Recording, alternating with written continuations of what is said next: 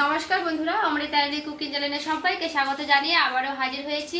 তো যে সকল বন্ধুরা ইউটিউব চ্যানেল থেকে দেখছেন তারা প্লিজ চ্যানেলটাকে সাবস্ক্রাইব করে আমার পাশে থাকবেন, আর যারা ফেসবুক থেকে দেখছেন তারা পেজটাকে ফলো করে রাখবেন, আর স্কিপ না করে পুরো রেসিপিটি দেখবেন। আশা করছি খুবই ভালো লাগবে। তো চলুন রেসিপিটি শেয়ার করা যাক। এই টিফিন রেসিপিটি তৈরি করার জন্য লাগবে চাল। তো এই চালটা আমি প্রায় 2 থেকে 3 ঘন্টার মতো ভিজিয়ে রেখেছি। আর এই যে দেখুন কত সুন্দর কিন্তু ফুলে ডাবল হয়ে গেছে। একেবারে কিন্তু ভালো মতো করে এইভাবে ভিজিয়ে নিতে হবে চালগুলোকে। এখানে আমি একটা মিক্সিং বোল নিয়ে নিয়েছি। এরপরে আমি কিন্তু এখানে অনেকগুলোই জল দিয়েছিলাম, তো জল ছেঁকে নিয়ে ফেলে দিয়েছি। এরপরে যে জল আছে অল্প পরিমাণে জল দিয়ে এইভাবে আমি সবগুলোই জল দিয়ে চালটাকে খুব ভালো মতো করে মিহি পেস্ট করে নেব। তো দেখুন কাঁচি আমি দিয়ে দিচ্ছি সবগুলো চাল। এরপরে খুব ভালো মতো করে একটা মিহি পেস্ট করে নিচ্ছি। এখানে দেখুন খুব ভালো মতো করে একটা মিহি পেস্ট করে নিয়েছি। এরপরে এই চালের পেস্টটাতে আমি দিয়ে দিচ্ছি 2 বাটির মতো দেব সুজি। এবারে ওই বাটি মেপে দিয়ে দিচ্ছি 2 বাটির মতো জল।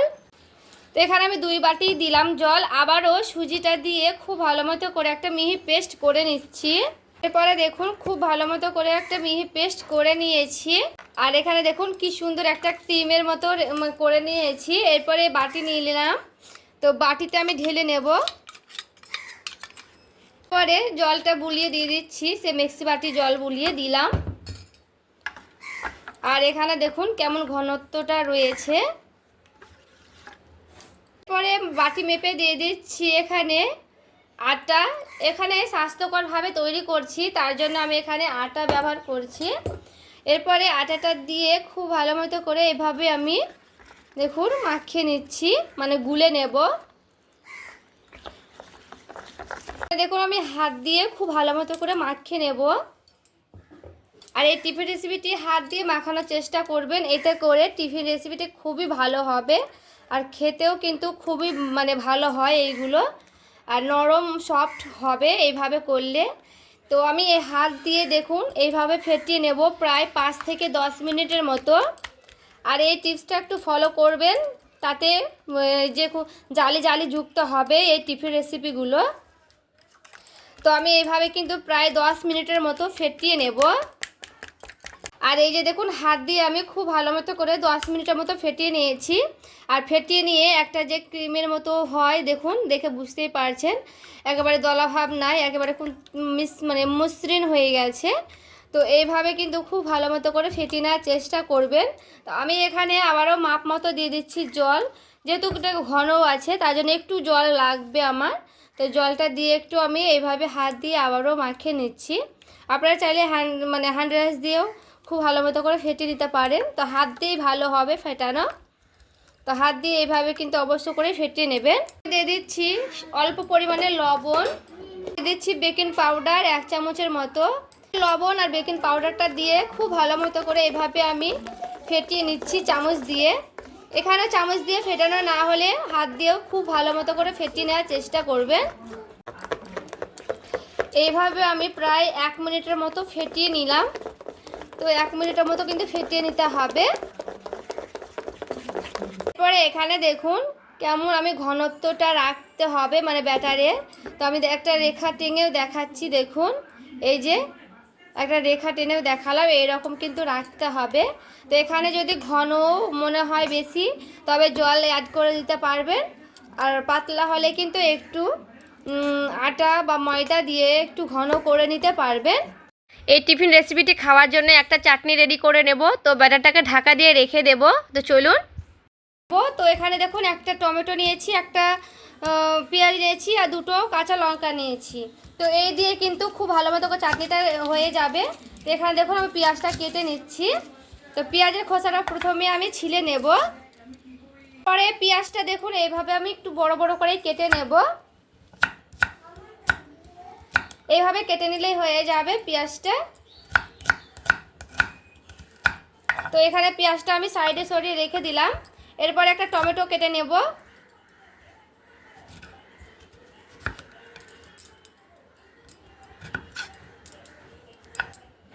তো দেখুন এখানে আমি টমেটোটা কেটে নিচ্ছি। আর এখানে দেখুন দুটো আমি কাঁচা লঙ্কা নিয়েছি, লঙ্কাগুলোকে এইভাবে একটু চিড়ে দিচ্ছি। দেখুন কড়াই বসিয়ে নিয়েছি, কড়াই দিয়ে দিচ্ছি অল্প পরিমাণে তেল দেব, দিয়ে দিচ্ছি 5 ফোড়ন ও পেঁয়াজ কাটাটা। এরপরে পেঁয়াজটা দিয়ে এইভাবে খুব ভালো মতো করে 1 মিনিটের মতো নাড়াচাড়া করে নিতে হবে। কেটে রাখা লঙ্কা দুটো দিয়ে দিব, কাটা রাখা একটা গোটা টমেটোটা দিয়ে দিচ্ছি। এরপরে খুব ভালো মতো করে একটু এইভাবে আমি নাড়াচাড়া করে নেব।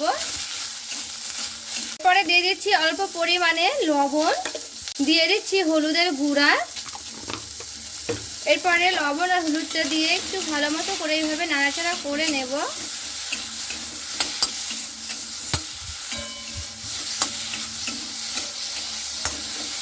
একটু ঢাকা দিয়ে দিচ্ছি, ঢাকা দিয়ে 1 মিনিটের মতো একটু ভালো মতো করে সেদ্ধ করে নেব।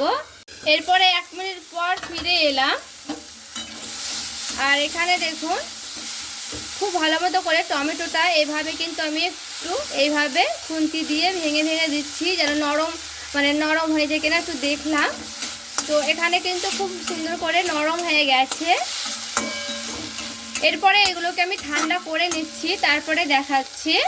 দেখুন এখানে নিয়ে চলে এলাম আর ঠান্ডা করে নিয়েছি। তো এরপর আমি একটা মিক্সি বাটিতে ঢেলে নিলাম সবগুলো। এইভাবে শুকনো অবস্থায় খুব সুন্দর করে একটা মিহি পেস্ট করে নেব। এটা খুবই সুন্দর একটা মিহি পেস্ট করে নিয়েছি। এরপর আমি একটা বাটিতে ঢেলে নেব। আর এই যে দেখুন বাটিতে আমি ঢেলে নিলাম, বাকিগুলো অন্য বাটিতে আমি ঢেকে রেখে দেব। আর এই যে দেখুন কতটা সুন্দর লাগছে। তো এটা আমি সাইডে সরে রেখে দিচ্ছি।